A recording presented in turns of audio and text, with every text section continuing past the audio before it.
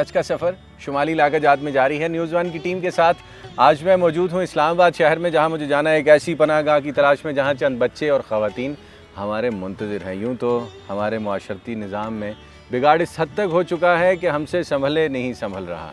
दूसरी तरफ अगर सियासी निज़ाम को देखें तो बहुत सारी कलाबाजियाँ हैं, बहुत सारी फ़नकारियाँ हैं, लेकिन इन तमाम बातों से कतई नज़र आज हम उन टॉपिक्स पर बात करना चाहते हैं, उन किरदारों पर बात करना चाहते हैं जो हमारे इर्द गिर्द मौजूद हैं, हमें दिखाई देते हैं लेकिन हम उनका एहसास नहीं करते। मियाँ बीवी का रिश्ता हमारे यहाँ एक बहुत मुक़द्दस रिश्ता समझा जाता है, लेकिन इस रिश्ते में जब बिगाड़ पैदा हो जाए तो क्या होता है, तफसीलात जानने के लिए सच के सफ़र में मेरे साथ रहिएगा।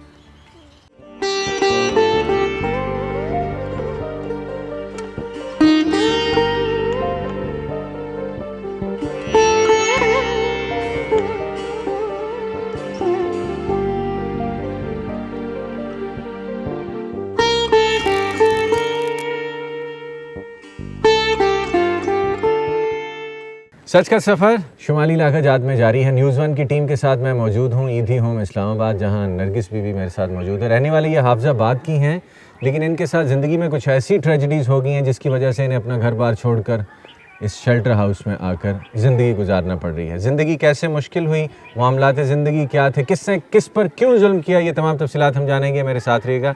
नरगिस बीवी से पूछते हैं कि ज़िंदगी इनके लिए क्या है। जी बहन। बस भाई, जब से मतलब शादी हुई है थोड़े दिन ही सही रहा मेरा मियाँ, मतलब ज़रा सी बातों पे जुल्म सितम के आदमी जो है इतनी बुरी तरह मारे, और 16-17 साल हो गए मेरी शादी को। आज मैं अपने माँ बापों से उसकी वजह से मैं जुदा होके बैठी हूँ। एक बेटा है 15 साल का, बेटी है माशाल्लाह वो भी 14 साल की है, एक 10 साल की है, एक है 7 साल की। तो बच्चे आपके जवान हैं माशाल्लाह, फिर भी आपको इसी तरह मार पिटाई होती है? मार पिटाई, यहाँ तक के बच्चों को भी, बेटी को भी इतनी बुरी तरह मारता था कि मुझसे अब नहीं बर्दाश्त हुआ, तो मुझे इसीलिए घर छोड़ना मजबूरी बन गया मेरी। मियाँ साहब क्या करते हैं आप? मियाँ सरकारी नौकरी करते हैं, मेरे पुलिस में धोबी का काम करते हैं। कानून नाफिज करने वाले इदारे में आपके बस एक दफा मेरे उनके कपड़े धोते हैं और घर आके आपको धोना शुरू कर देते हैं। मेरे माँ बाप मुझे इतनी बुरी तरह इन्होंने मुझे मारा था मेरे मियाँ ने कि मेरे माँ बाप मुझे अपने घर ले आए थे, इन पे केस करा था। इन्होंने दूसरे दिन ही वहाँ पे हाफजाबाद में ना सारों को पैसे खिला के पता नहीं क्या किया, जो भी किया, केस बंद करवा दिया। शादी आपकी पसंद की है, घर वालों ने करवाई? घर वालों ने करवाई है। आपको मियाँ साहब आपने देखे नहीं थे शादी से पहले? देखे थे, लेकिन ये नहीं पता था कि वो इस तरह के जालिम होंगे बाद में। बच्चे क्या कहते हैं आपकी इस हालत ज़ार में? बच्चे वो ये कहते हैं हमने माँ के साथ रहना है, हमने बाप के साथ नहीं, क्योंकि बच्चों को भी वो मारता है। किसी दूसरी औरत का सिलसिला तो नहीं है कोई? बस सब है, सब चक्कर है।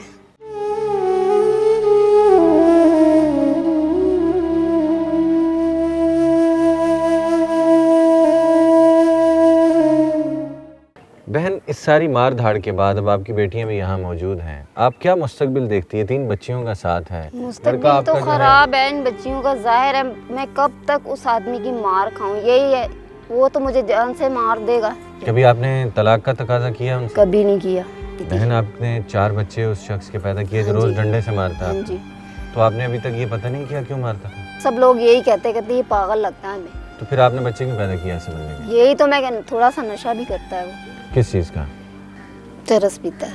आपने कभी पूछा है कि मेरे साथ ये इस तशद्दुद की वजह क्या है? वो कहता तू मेरा कहना नहीं मानती। जब मैं कहना नहीं मानती, ये बच्चे हमारे बगैर कहीं आ गए। एक बात है, एक कंप्रोमाइज होता है मियाँ बीवी में, तो जब भी होता है इंसान का। आप पढ़ी लिखी हैं?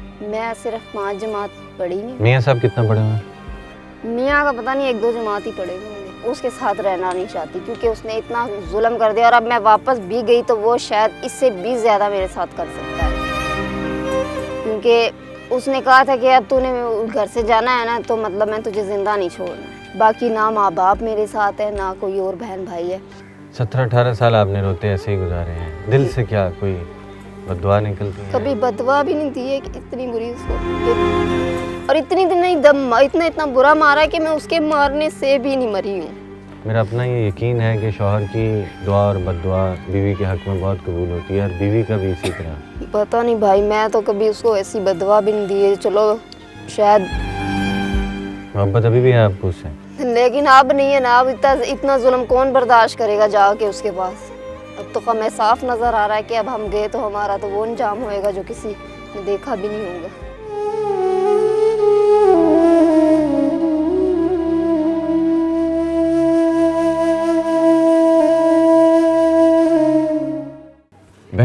नरगिस पर तोड़े जाने वाले जुल्म और सितम की दास्तान हमने सुनी। इस वक्त इनकी साहबजादी नगमा हमारे साथ मौजूद है। उनसे पूछते हैं कि माँ के साथ ऐसा तशद्दुद क्यों हुआ और ये बच्चे इस सारे वाक़े को कैसे देखते रहे।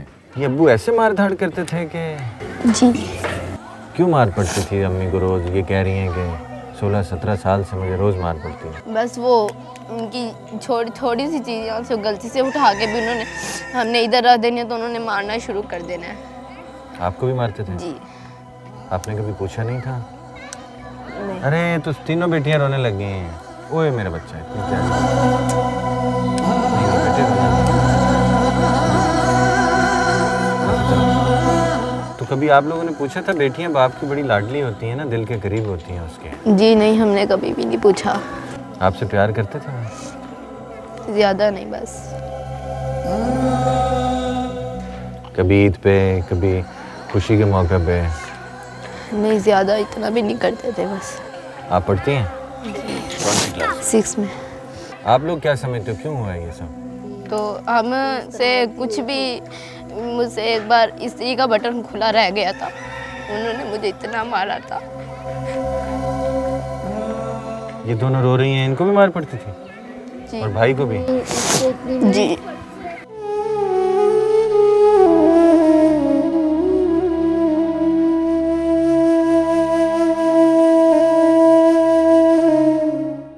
अब आप यहाँ शेल्टर में हैं, इन बच्चों की एजुकेशन का, इनके आगे मुस्तकबिल का क्या सोचा आपने? कोशिश करेंगे कि भी उनसे कहेंगे कि हमारी ये मजबूरी है कि मतलब हम बच्चों के कोई कागजात ना हमारे पास वहाँ थे ना यहाँ ला सकते। इनके कागजात बेफॉर्म वगैरह क्यों नहीं बनवाए? इनके बाप ने कुछ भी नहीं बनवाया हुआ। क्यों? पता नहीं, मैं तो कहती कितनी दफ़ा उसे मैंने कहा कि भी ये बनवा लो। बहन, पंजाब के एक बड़े ही अच्छे इलाके से आपका ताल्लुक है। जी, जी। हाफिजाबाद में स्कूल वगैरह कोई आपको सब नहीं? सब कुछ है, सरकारी स्कूल हैं जिधर ये पढ़ते तो हैं उन्होंने बच्चे। पूछा नहीं कोई डॉक्यूमेंट्स कहाँ हैं बच्चों? वही तो कह रही हैं, जिस वक्त ये बच्चे दाखिल हुए हैं उन्होंने कुछ भी नहीं मांगा है। इनके मुझे बर्थ नहीं पता, सर्टिफिकेट्स बने हुए हैं बच्चों के? कुछ भी नहीं है। बर्थ सर्टिफिकेट भी नहीं है? नहीं।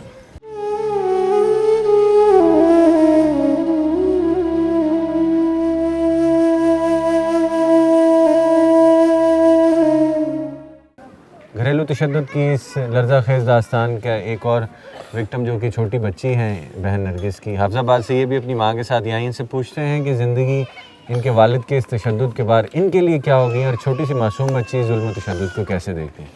तो कोमल, तुमने तो बात शुरू नहीं की, अभी मुझसे रोना शुरू कर दिया है? क्यों? क्या हुआ? रो क्यों रही हो? क्यों रो रही हो?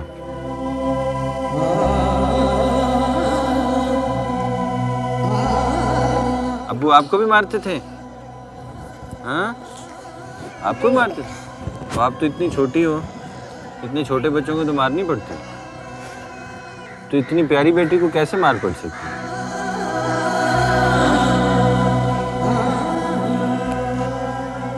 हाफिजाबाद के रहने वाले इन 4 अफराद की दास्तान हमने सुनी। इसको मज़ीद मैं रिपोर्ट नहीं करना चाहता। पुलिस वालों के बारे में आमतौर पर यह ज़रूर कहा जाता है कि दुनिया भर को उनके हाथ से कभी फैज़ हासिल नहीं है, मारपीट करते हैं, लेकिन ये बेटियां जो कि सिर्फ इस वक्त आंसुओं की एक तस्वीर बनी हुई है, इनको मैं मज़ीद रिपोर्ट कर नहीं सकता।